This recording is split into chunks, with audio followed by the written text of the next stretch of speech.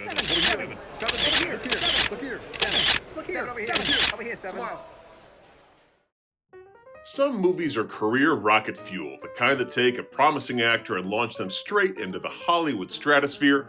Die Hard made Bruce Willis an action god. Pretty Woman sealed Julia Roberts' status as an A-list queen. Even Guardians of the Galaxy turned that guy from Parks and Rec into a bankable blockbuster star. These are the golden roles, ones that studios toast to, agents brag about, and actors reference in every award speech. But for every career-launching hit, there's a cinematic landmine waiting to blow up someone's future. Because sometimes, instead of catapulting you into stardom, a high-profile film leaves you stranded on the island of forgotten leading actors. I'm Seven McAllister for Seven Entertainment. Let's take a look at 7 movies that wrecked actors' careers. Now, before we get into that, we appreciate your support, so if you enjoyed this video, please hit the like button, subscribe to the channel, and politely tap that notification bell. Number 1. Rockin', Rollin', Whatnot. Back in the late 1970s, John Travolta wasn't just a star, he was a cultural supernova. He had the hair, he had the hips, he had the strut, he had chills, they were multiplying. Between Saturday Night Fever and Grease, he became the face of disco, teen rebellion, and oddly specific Brooklyn accents. He was nominated for an Oscar at just 24 years old, graced magazine covers, and basically made tight pants a public health emergency. For a minute there, Travolta was untouchable. And then the 80s happened. As the music died and the hair got weirder, so did Travolta's choices. For every urban cowboy, there was Perfect. Remember the aerobic sex thriller? No? Lucky you.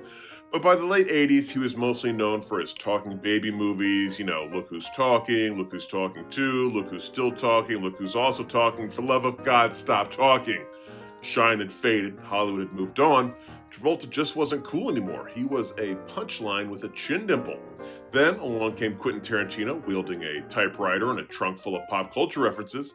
Pulp Fiction didn't just revive Travolta's career, it Frankensteined it back to life with a heroin needle and a Royale with cheese. As Vincent Vega, he was slick, ironic, oddly soulful, and somehow made heroin and bolo ties look like career moves. Audiences remembered why they loved him. Critics just fell over themselves to praise his comeback, and studios remembered, oh yeah, this guy can act. It was one of the all-time great career resurrections, until of course Battlefield Earth yeeted it back into space. That was the proper use of yeet, right? You see, I'm Gen X. Travolta didn't just star in it, he willed it into existence. Based on the novel by Scientology founder L. Ron Hubbard, the movie was supposed to be his Star Wars. Instead, it looked more like someone filmed a high school play in a spirit Halloween. Battlefield Earth wasn't just bad, it was aggressively, cosmically bad. It made people retroactively question whether Pulp Fiction had been a fluke. Hollywood recoiled, audiences laughed, not in a good way, and Travolta, who had been on top of the world just a few years prior, suddenly found himself in movie jail again. He never fully recovered his A-list heat, and every comeback since then has had a distinct, can we please forget about the aliens vibe? Unfortunately for him, this image is burned into cinematic memory like an intergalactic punchline in a bad wig. Number 2, I'm Too Excited. Hollywood took one look at the cast of Saved by the Bell and collectively seemed to say, that's cute. Next. Despite the show's massive popularity amongst teens and its cultural status as a time capsule of early 90s fashion crimes, its stars were treated more like bubblegum mascots than serious actors. Nobody in power was handing out gritty scripts to the guy who played Screech, calling up Mario Lopez to headline the next Oscar bait drama, and for Elizabeth Berkeley, the writing was on the wall. If she wanted to be taken seriously, she'd have to break out of the nice girl who learns lessons in 22 minutes box. And so, she went for it. Hard. Enter Showgirls, the cinematic equivalent of shouting, I'm not Jessie Spano anymore. While stripping on a neon-lit stage, Berkeley didn't just distance herself from her Saturday morning roots, she put them in a shallow grave and set them on fire. The film, marketed as a sultry, edgy Vegas drama, turned out to be a melodramatic fever dream full of stilted dialogue, chaotic sex scenes, and more aggressive eyebrow acting than is humanly necessary. Critics eviscerated it, audiences laughed at it again. not in a good way, in Hollywood, ever the forgiving and rational industry, responded by never letting Berkeley star in a feature-length film ever again, which is a shame, really. Berkeley took a risk that plenty of male stars would have been praised for as brave or transformational. Instead, she became the poster child for what not to do after teen stardom. At least, that is, until Showgirls was embraced years later as a cult classic and a train wreck masterpiece. Back in '95, Hollywood didn't care about the nuance. All it saw was Jesse Spano and G-string, and it slammed the door shut. Number 3. Norbituary. By the mid-2000s, Eddie Murphy's once dominant career had stalled under the weight of critical flops like The Adventures of Pluto Nash, I Spy, and Showtime, while he remained a box office name thanks to the Shrek franchise and family comedies like Daddy Daycare. His days as a dynamic leading man seemed long behind him. But in 2007, Eddie Murphy was poised to complete the ultimate Hollywood redemption arc. He delivered a legitimately powerful performance in Dreamgirls as James Thunder Early, a heartbreaking James Brown-esque showman whose life was spiraling out of control. Critics were floored. Golden Globe was in the bag, SAG gave him the nod, Oscar buzz was so deafening it could drown out even the loudest donkey impression. It was gonna happen. Eddie Murphy was about to become an Academy Award winner. And then Norbit happened. Released smack in the middle of Oscar voting, Norbit wasn't just bad, it was spectacularly bad. A cinematic faceplant where Murphy played not one, not two, but 3 grating characters, including the infamously loud and offensive Rasputia. The trailers were everywhere, billboards, bus ads, you couldn't miss it. It was like watching someone light their Oscar campaign on fire and roast marshmallows over it. Academy voters, notoriously allergic to broad comedy, especially to the fart-based brand, looked at the man who gave them Dreamgirls and remembered Norbit instead. So, the Oscar went to Alan Arkin, who, bless him, was great in Little Miss Sunshine, but, he essentially played Grumpy Grandpa who swears a lot. And Eddie Murphy? He has yet to see an Oscar nod since Norbit. Number 4. No, Baby. Oh, Austin Powers, for a glorious stretch of the late 90s and early 2000s, you were everywhere. What started as a goofy spy spoof with a $16 million budget and no real expectations exploded into a pop culture juggernaut. By the time The Spy Who Shagged Me rolled around, the world was quoting, "Oh, behave," like it was friggin' Shakespeare. Mike Myers had pulled off the unthinkable. He took a niche character with bad teeth and crushed velvet and turned it into a $300 million franchise that somehow made Vern Troyer a household name. For a while, it seemed like Myers could do no wrong. Then came The Love Guru, and suddenly he could do some wrong. The Love Guru was Myers' attempt to recapture that Austin Powers lightning in a bottle, but instead it was like watching someone try to shoehorn a new gimmick into a tired old formula. Everything that felt fresh and outrageous in Austin Powers, the absurd characters, the groan-worthy puns, the surreal tangents, felt forced, mean-spirited, and deeply unfunny in The Love Guru. Myers once again buried himself under prosthetics and accents, but instead of charming us with shagadelic nonsense, he gave us a cross-eyed spiritual life coach named Guru Pika, who made jokes about genitalia, Justin Timberlake's hockey skills. It wasn't edgy, it was exhausting. The backlash was swift and merciless. Critics skewered it, audiences avoided it like a cursed relic. It bombed at the box office, swept the Razzies, and effectively deep-sixed Myers' leading man career for over a decade. In one film, he went from global comedy icon to whatever happened to cautionary tale. The Love Guru didn't just fail, it detonated the goodwill Austin Powers had built brick by brick, fake tooth by fake tooth. Number 5. Who Wrecked Bob Hoskins?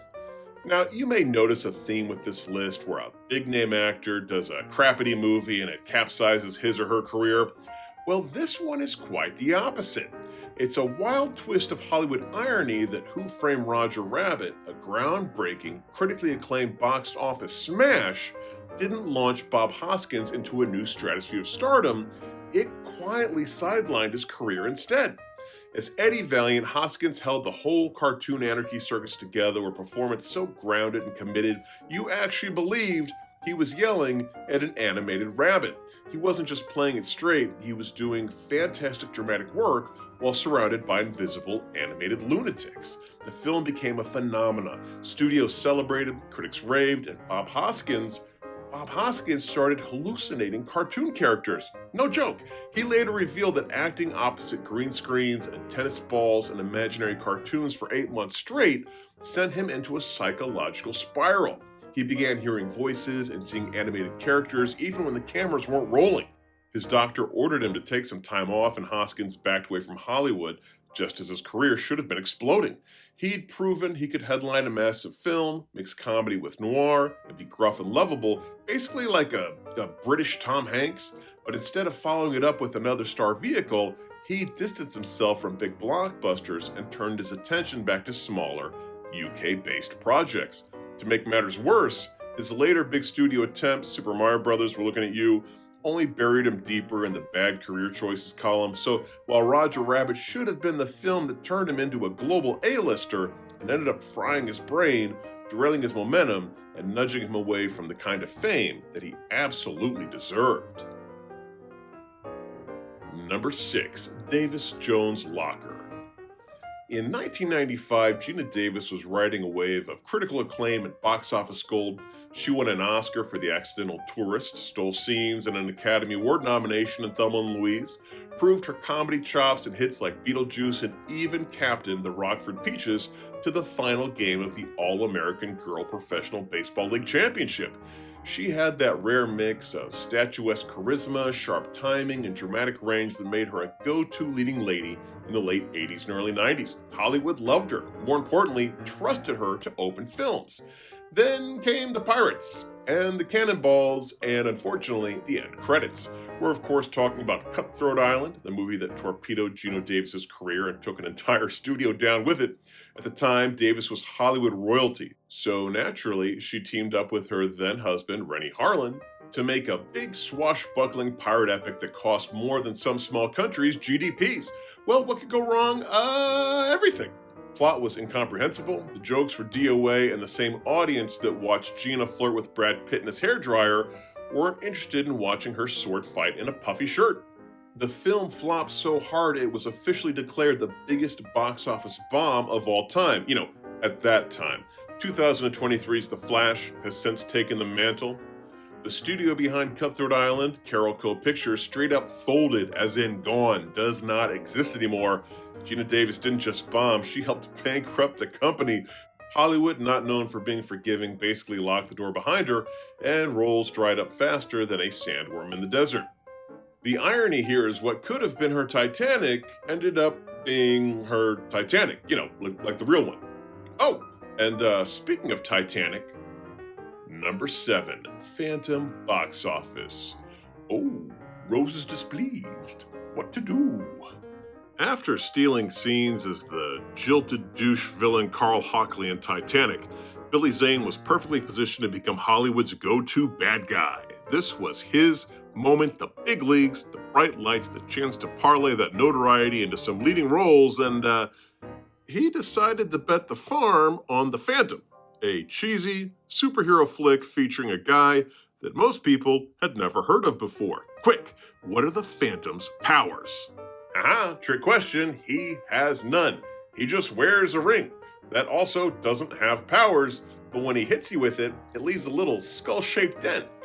Yeah, as you'd imagine, the Phantom crashed and burned so hard, the only dent it left was in Paramount's wallet, and it wiped out any momentum Billy Zane had. The movie was forgettable, campy, and about a few decades too early to take advantage of today's superhero mania. Zane had one shot, just like Marshall Mathers had predicted, and he missed. After The Phantom flopped, Billy pretty much slid down the Hollywood ladder into the realm of cult favorites and B-movie oddities.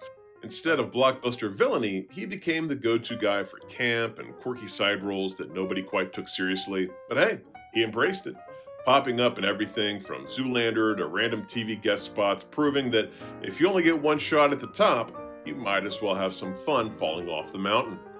Well, there's our list. Did I leave out any other movies that wrecked people's careers? If so, please leave them in the comments section below. Also, if you enjoyed this video, please hit the like button, subscribe to the channel, and tippity-tap that notification bell. Until next time, I'm Seven McAllister for 7 Entertainment saying bye-bye.